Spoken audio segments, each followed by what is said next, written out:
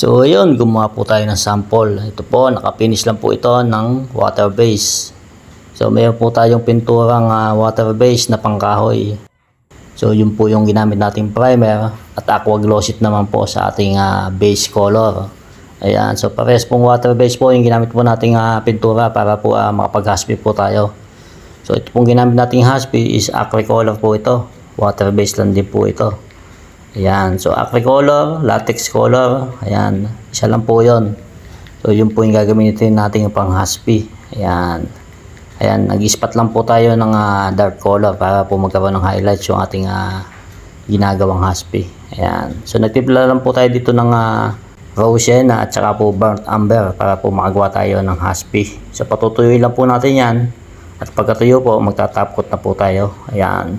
So ayan, kung nakita nyo po nung tuyo, nag-light color po yung ating ginawang haspi. So pag in-apply nyo naman po ng ating top coat, so ayan po, babalik na po sa dati yung ating ginawang kulay. Ayan, so makita nyo po, makintab na po siya. Ayan, so oil base po yung ginamit po natin ditong top coat, kaya po ito ay hindi po maselan.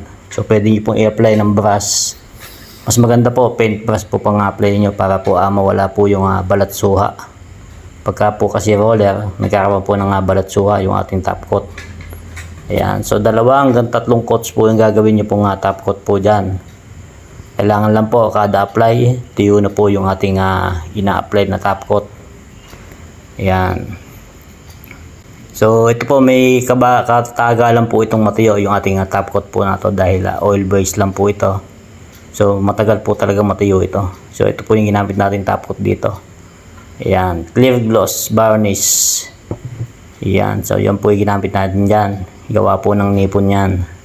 Ayan, so patutuyuin lang po natin yan at pagkatuyo po yan, applyan pa po natin ng 1 hanggang 2 beses pa po para makuha natin talagang kintab niya. Yun!